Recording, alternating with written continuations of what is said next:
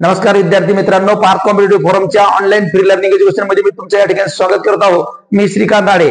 बघा, आज तुम्हाला माहिती आहे अतिशय महत्त्वाचा मुद्दा आपण घेऊन आलो। लक्षात घ्या, one nation one election. One nation one election म्हणजे एक देश एक निवडणूक। एक देश एक निवडणूक आपल्या भारतामध्ये एका देशामध्ये तुम्हाला माहिती आहे निवडणुका 12 महिने निवडणुका चालू राहते। बस लोकांची ग्रामपंचायत झाली की जिल्हा परिषद झाली की पंचायत समिती, विधानसभा, लोकसभा, म्हणजे लोकांना काही कामच करायचे नाही। आणि देशाचा पंतप्रधान, देशाचा मुख्यमंत्री हे प्रचारकच राहते।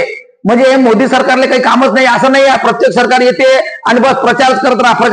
या राज्याचा संपला त्या राज्याचा, त्या राज्याचा संपला की त्या राज्याचा। जसं आता बघा, झारखंड आणि महाराष्ट्र संपलं, लगेच कोणत्या तरी राज्यात होईल। म्हणजे हरियाणामध्ये संपलं, दिल्लीमध्ये संपलं, म्हणजे कंटिन्यूपणे राज्यातली इलेक्शन चालूच राहते। काय सांगू तुम्हाला, म्हणजे कधी महानगरपालिका, आता बघा मुंबई महानगरपालिकेचे इलेक्शन राहील, बरोबर, पुण्याचं इलेक्शन राहील, पिंपरी चिंचवडचं राहील। म्हणजे 12 महिने जर इलेक्शन चालू राहील तर लोकांचे कामं कधी करायची। म्हणून तुम्हाला माहित आहे वन नेशन वन इलेक्शनचा प्रस्ताव केंद्र सरकारने मंजूर केला आहे। आता काही लोक म्हणत की बाबा या ठिकाणी घटना दूर झाली का, हे लोकसभेत पास झाला का, राज्यसभेत पास झाला का? आणि या प्रकारचा कुठलाही अहवाल आणखी आलेला नाही आहे। फक्त वन नेशन वन इलेक्शन अर्थात एक देश एक निवडणूक या प्रकारचा मुद्दा आपल्या केंद्रीय कॅबिनेट जे काही असतो त्यांनी काय केलेलं आहे, हा मुद्दा मांडलेला आहे आणि त्या अंतर्गत त्यांनी काय केलेलं आहे, हे स्वीकारलेलं आहे। आता बघा, भारतातली वन नेशन वन इलेक्शन 1951 पासून तर 1967 पर्यंत चालू होता। बघा, म्हणजे यापूर्वी जर तुम्ही विचार केला तर 1951 पासून जो काही चालू आहे वन नेशन वन इलेक्शन, तर साधारणतः 1967 पर्यंत वन नेशन वन इलेक्शन होतं। म्हणजे आपल्या देशातली लोकसभेबरोबर विधानसभेच्या निवडणुका होत होत्या।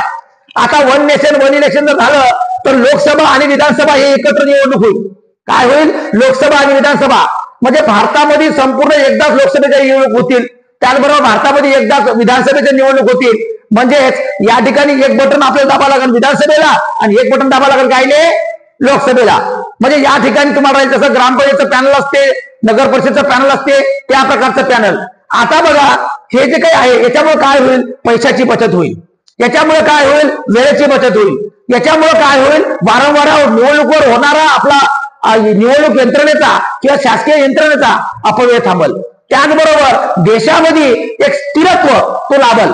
आणि म्हणून नरेंद्र मोदी सरकारनं वन नेशन वन इलेक्शन हे आणलेलं आहे। पण बाबू, तुम्हाला माहित आहे का, याच्या संदर्भात समिती विचारते, आयोग काय करते, समिती विचारते की वन नेशन वन इलेक्शन साठी समिती कोणती होती, कोणती समिती होती? मग आपले माजी राष्ट्रपती रामनाथ कोविंद। कोणती समिती होती? रामनाथ कोविंद। लक्षात घ्यायचं, रामनाथ कोविंद यांच्या अध्यक्षतेखाली जी काही समिती स्थापन केली होती, या समितीने अहवाल दिला की अनुकूल वातावरण आहे आणि भारतामध्ये वन नेशन वन इलेक्शन व्हावं। आता वन नेशन वन इलेक्शन जर झालं तर आपल्यामध्ये आता केंद्रीय कॅबिनेटनं हे काय झालेली आहे, मंजूर दिलेली आहे। केंद्रीय कॅबिनेट लक्षात घ्या, आणि केंद्रीय कॅबिनेटचा अध्यक्ष कोण असते?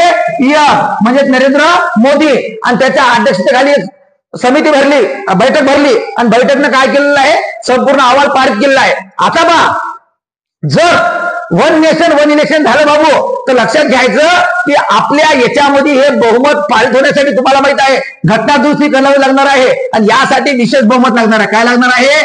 विशेष बहुमत। विशेष बहुमत म्हणजे 2/3, 2/3। लक्षात घ्या, 2/3, 2/3 लागणार आहे। आणि हे जर झालं तर आपल्या घटनेत बदल होणार आहे। म्हणजे संविधान बदलणार नाही रे बाबू। काय बदलणार आहे? कलम 83 मध्ये बदल, कलम 85 2B, कलम 174 2B, कलम 356, कलम 75 उपकलम 3 कलमामध्ये दुरुस्ती सुचवावी लागणार आहे।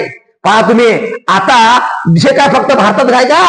अरे यापूर्वी आता तुम्हाला माहित आहे आपला शेजारचा पाकिस्तान, आपल्या शेजारचा नेपाळ यासारख्या देशामध्ये सुद्धा वन नेशन वन इलेक्शन आहे। त्याचबरोबर स्वीडन, बेल्जियम, लक्षात घ्या, पाकिस्तान, नेपाळ, स्वीडन, बेल्जियम सारख्या राष्ट्रामध्ये वन नेशन वन इलेक्शन आहे। म्हणजे लक्षात केलं का, आपल्याला जर ऑप्शन आला की वन नेशन वन इलेक्शन खालीलपैकी कोणत्या देशात चालू आहे आणि पहिला ऑप्शन पाकिस्तान आहे, तर आपण लिहितच नाही पाकिस्तान। कारण आपल्याला वाटत नाही का दलिंद पाकिस्तान आपल्यापेक्षा या देशात वन नेशन वन इलेक्शन राहील का?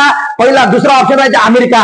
अरे यार, आपलं वाटते अमेरिका, कारण बऱ्याच गोष्टी आपल्याला वाटते अमेरिका अमेरिका अमेरिका। परंतु आयोग तुम्हाला माहित आहे जे काही आपलं दुर्लक्षित असते त्या प्रकारचे प्रश्न आपल्याला विचारले जातात। आता बघा बरोबर, तुम्हाला प्रश्न येतो की वन नेशन वन इलेक्शन साठी यासाठी समिती कोणती होती? तर रामनाथ कोविंद माजी राष्ट्रपती, त्यानंतर याच्यामुळे काय फायदा होणार आहे, तर लोकसभा आणि विधानसभेच्या निवडणुका एकत्र होणार आहे, त्यानंतर स्थानिक स्वराज्य संस्थेच्या निवडणुका एकत्र होणार आहे, आणि त्याचबरोबर देशाचा पैसा वाचणार आहे, आणि त्याचबरोबर सरकारचा वेळ वाचणार आहे, त्याचबरोबर सरकारी कर्मचाऱ्यावर पडणारा ताण. तुम्हाला माहित आहे की मास्टर लोकांनी लगायचं शिकवायला टाइम नाही आहे, चालला इलेक्शनले इकडे पेटी घेऊन तिकडे जाय, तिकडे पेटी घेऊन इकडे जाय. म्हणजे या ठिकाणी जो काही पैशाचा, वेळेचा आणि मनुष्यबळाचा चुराडा होत आहे ते कुठेतरी थांबला पाहिजे. अरे मला सांगा ना, यायला लोकांना काम काय आहे, मला सांगा ना. आपण एकदा मतदान करतो ह्या आपल्या मताला काही किंमत देत नाही का?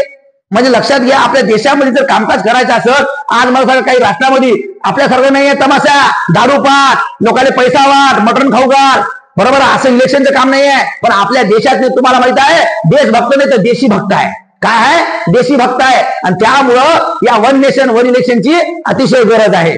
काय आहे? अतिशय गरज आहे. आणि हे जर झालं तर 100% आपल्या देशामध्ये खरोखरच पैशाचं, वेळेचं आणि वारंवार होणाऱ्या निवडणुकीचं फायदा होईल. तुम्हाला माहित आहे, विधी आयोगानं 2018 साली सांगितलं होतं, विधी आयोग म्हणजे विधी आयोगाने सांगितलं की तुम्ही वन नेशन वन इलेक्शन लागू करा, आणि हे भारतासाठी अनुकूल वातावरण आहे. म्हणून नरेंद्र मोदी सरकारनं म्हणजे एनडीए सरकारनं या प्रकारचा केंद्रीय कॅबिनेटमध्ये काय केला, अहवाल पारित केला. बघा, 1967 पर्यंत म्हणजे साधारणतः भारतामध्ये 1951 पासून तर 67 पर्यंत कंटिन्यू वन